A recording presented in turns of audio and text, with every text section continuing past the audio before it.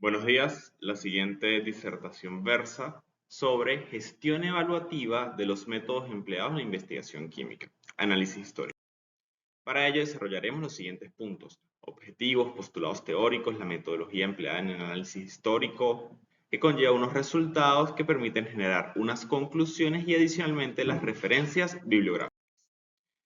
Objetivos. El objetivo general fue analizar la gestión evaluativa de los métodos empleados en la investigación química a lo largo de la historia.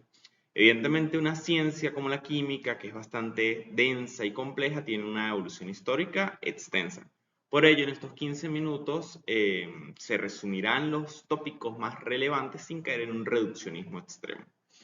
Para llevar a cabo este objetivo general, se tienen los siguientes objetivos específicos. En primer lugar, determinar las etapas de la evolución de la química de acuerdo a la naturaleza de los métodos empleados. Luego, describir los métodos de la investigación química de acuerdo a dichas etapas para finalmente relacionar la gestión evaluativa con las etapas previamente descritas. Para poder empezar con esta disertación es fundamental conocer qué es la química. La química es una ciencia natural, encargada del estudio de la composición, es decir, de qué está hecha la materia, estructura, de qué manera está dispuesta, propiedades, las características y atributos, y específicamente cambios que experimenta la misma, ya que la química es la ciencia de la transformación de la naturaleza de la materia. Por otra parte, con respecto a los métodos analíticos, se tienen los clásicos, en el análisis cualitativo ampliamente utilizado. Esto es observar si surge algún cambio de coloración, formación de un precipitado, liberación de un gas, como se aprecia en esta imagen, donde probablemente se mezcló una sal de plomo con una sal de yoduro para producir un precipitado amarillo característico llamado yoduro de potasio. Luego tenemos la gravimetría, que está relacionada con la medición de diferencia de masas, la volumetría, relacionada con la medición de volúmenes y concentraciones. En otro orden tenemos los análisis instrumentales, los cuales dependen de la captación de una señal por medio de un dispositivo o aparato que permite traducirlo en un gráfico o una medida. Entre los métodos instrumentales tenemos la espectroscopía, relacionada con la radiación electromagnética emitida o absorbida, la cromatografía, que tiene relación con la afinidad de un analito soluto con respecto a un solvente o un medio, y electroanálisis, donde se utilizan los fundamentos de la electroquímica, es decir, electricidad en las reacciones químicas. Por parte del último postulado teórico se tiene la gestión evaluativa en la investigación química. Este es un proceso sistemático y continuo que busca mejorar la calidad de la investigación a través de la evaluación. Por ello parte una recopilación de información que conlleva un análisis de datos y finalmente una generación de nuevos conocimientos y toma de decisiones. Porque ambas, de acuerdo a Arias 2023, el fin último de un proceso investigativo es la generación de nuevos conocimientos. Pero también comenta que el fin último de un proceso evaluativo es la toma de decisiones. Así que en una gestión evaluativa, en la investigación, ambos fines últimos se unen. Ahora bien, con respecto a la metodología empleada para dicho análisis histórico, tenemos una fase 1 con una revisión documental de la historia de la química, luego una fase 2, determinación de las etapas de la evolución de la química. ¿De acuerdo a qué? Al criterio de la naturaleza de los métodos empleados. Recordando que la historia es un proceso continuo, degradado, y lo que se buscó fue delimitar esas fronteras para poder analizarlas de una mejor manera, de manera específica, basado en la naturaleza de los métodos que se empleaban en dichas épocas. Finalmente, en la fase 3, relacionar la gestión evaluativa con las etapas de la historia de la investigación de la química. Con respecto a los resultados, en el objetivo 1 se tienen las diferentes etapas. Se tiene una era precientífica que inicia 350.000 años atrás, cuando los cambios morfológicos y genéticos de los homínidos produjeron la diferenciación de una especie, Homo sapiens, es decir, el nacimiento del hombre, hasta el fin de la alquimia en un periodo de transición en el siglo XVI a XVII. Luego se tiene la era científica, que tiene una etapa analítica clásica entre estos siglos y una etapa instrumental que se subdivide en temprana en el siglo XX y moderna en los últimos 70 años. Con respecto a los resultados del objetivo 2, los métodos iniciamos en la era precientífica.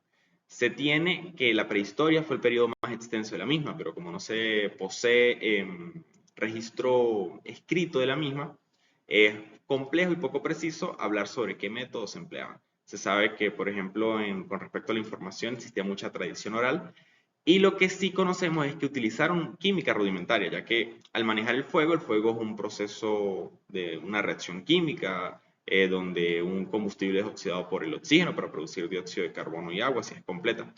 Este fuego lo utilizaban para calentarse, pero también lo utilizaban para, por ejemplo, la cocción de los alimentos, donde ocurren reacciones bioquímicas como la de Maillard. Adicionalmente, se sabe que lo emplearon para la fundición o la reducción de los óxidos metálicos en metales para el uso bélico, tales como la edad del cobre, la edad del bronce y la edad del hierro. Con respecto a la Edad Antigua y la Edad Media, conocemos que en el Antiguo Egipto existía una técnica práctica, pero con mucho misticismo. Es decir, tenían esa pericia, ese pragmatismo, pero enfocado o explicado con mitología. Luego en la antigua Grecia es bastante interesante ya que surge la teoría, empiezan a analizar el porqué de las cosas, intentan desentrañar el universo, sin embargo sin mucha experimentación. En el Egipto helenístico ocurre esa fusión de ambos, algo bastante productivo para la ciencia. Sin embargo, no avanzó mucho, ya que Alejandría, por ejemplo, el Egipto helenístico, luego fue invadida por los diferentes imperios que no continuaron con su investigación. Adicionalmente, a pesar de que tenían la teoría y la técnica, como esta técnica tenía mucho misticismo, el misticismo, los dogmas y la superstición es un proceso que entorpece el avance científico. Esto fue retomado por el mundo árabe, por eso se llama todo este periodo alquimia, este prefijo al fue adicionado por ellos, y luego en Europa de la Edad Media. Es importante conocer que esta alquimia se basaba mucho en la transmutación de metales en oro y en la búsqueda de un elixir para la vida eterna. En los métodos tenemos el teórico por parte de los griegos, la mayéutica de las dudas y las preguntas de Sócrates, la dialéctica de la intuición de Platón y la lógica con silogismos de Aristóteles. Estos hablaron por primera vez de una entidad, una unidad fundamental denominada átomo, gracias a Leucipo y Demócrito, y también el arjé de la naturaleza de la materia, hablando de los elementos como el fuego, el agua, el aire, la tierra, dependiendo de el filósofo natural, tal como Tales de Mileto, Empedocles, Heráclito, entre otros. Comparte en el método analítico era un análisis netamente cualitativo, mucha observación, comparación y sentido. Sin embargo, sabemos que los sentidos son fácilmente engañados. Por ejemplo, ellos querían producir oro, entonces inclusive intentaron producirlo a partir de la orina, ya que era un líquido dorado del que se podían generar sedimentos luego de cierto tiempo y por qué no estos sedimentos pudiesen ser oro. También lo intentaron, por ejemplo, con el plomo, que es un metal maleable gris, y el azufre, que es amarillo, elemental. Entonces producir un metal maleable dorado como es el oro, pero pues evidentemente no se logró. Luego de esta era precientífica surge una etapa de transición en el siglo XVI y XVII. Esto fue apoyado por el desarrollo y mejoramiento de ciertas técnicas e instrumentos en los que algunos de ellos ya existían, pero de una manera muy rudimentaria.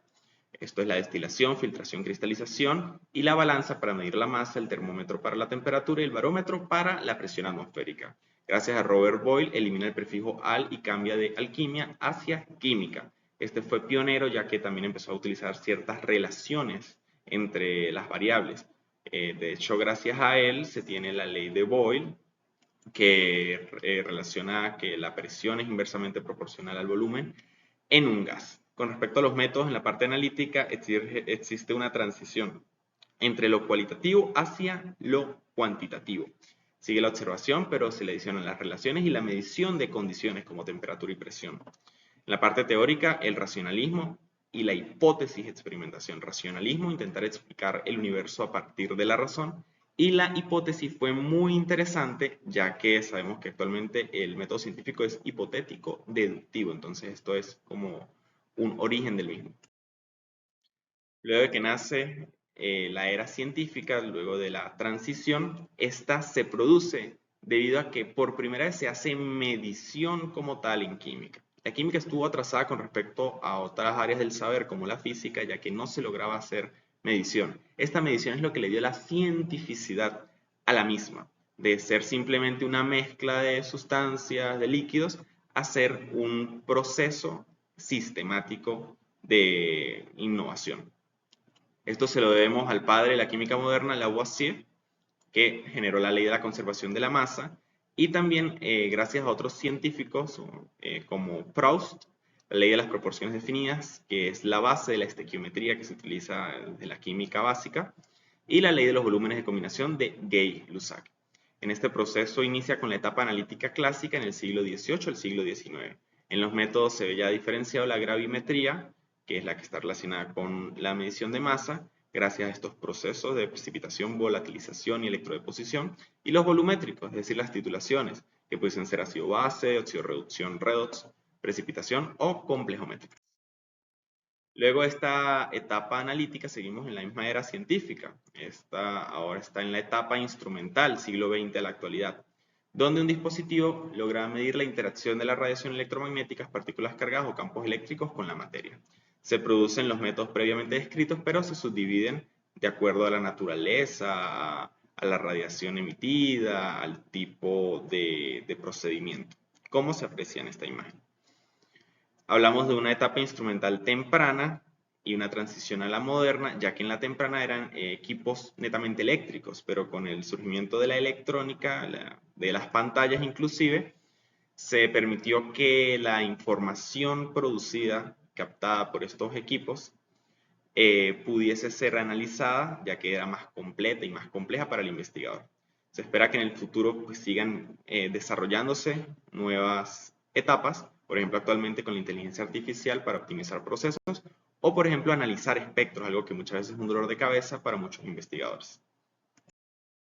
Ahora bien, finalmente con el último resultado, que sería el objetivo 3, la relación, tenemos una era precientífica en la etapa de la prehistoria, la recopilación de la información fue la observación, ensayo-error y tradición oral. El análisis, como toda la época precientífica, fue netamente cualitativo. La toma de decisiones funciona, ya que mucho era la parte de aplicación, era pragmático. Luego en la edad antigua se le adiciona la dialéctica lógica y existe una tradición escrita secreta. ¿Por qué secreta? Ya que muchos imperios tenían mal visto la investigación química, ya que intentar producir oro podría generar problemas económicos.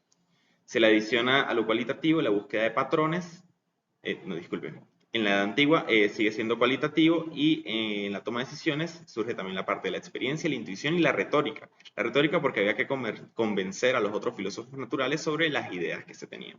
En la Edad Media sigue el ensayo y error y se le adiciona que se buscaba mucho en los escritos antiguos, más que todos los griegos. Se le adiciona ahora sí a lo cualitativo la búsqueda de patrones y la toma de decisiones se basa en es permitido, ya que existía una gran censura por parte de las figuras y grupos de poder religiosos. Tras esto ocurre una transición donde empieza la observación con el empirismo y siguen los escritos, una transición hacia lo cuantitativo, se toma en cuenta la experiencia y experimentación, para llegar a la era científica, analítica clásica o instrumental, donde ya hay una literatura más formal y un análisis de datos mayormente cuantitativo. En la toma de decisiones está el inductivo-deductivo con la interpretación de resultados y el método científico basado en los dos pilares, la falsibilidad y la repetibilidad. En las conclusiones, en primer lugar, bueno, la evolución de la química, de acuerdo a la naturaleza de los métodos empleados, se divide en las eras y etapas previamente estudiadas. Los métodos fueron variando desde una explicación teórica dialéctica a una experimentación. Estos experimentos pasaron de un análisis cualitativo hacia uno cuantitativo. Y finalmente, la gestión evaluativa es un proceso ineludible para un correcto desarrollo investigativo. Por aquí pueden observar las referencias bibliográficas, una mezcla de gestión con química. Y para finalizar, dos frases de dos científicos famosos. En primera instancia, cito a Albert Einstein: todo aquello que el hombre ignora no existe para él. Por eso, el universo de cada uno se resume al tamaño de su saber. Cada conocimiento que sigamos encontrando y estudiando nos permitirá obtener una imagen más completa sobre los fenómenos de la vida. Y para la última frase, quisiera acotar que para mí es un gran honor poder ser ponente en esta gerencia, que sea en conmemoración a mi padre, Sergio Alejandro Arias Lara, quien falleció este año y fue un hombre sumamente brillante, apasionado por el saber y por su difusión, de quien estoy profundamente orgulloso es decir, fue un gigante. Citando a Sir Isaac Newton, ahora sí, si he visto más lejos que otros, es porque he estado sobre los hombros de gigantes. Gracias.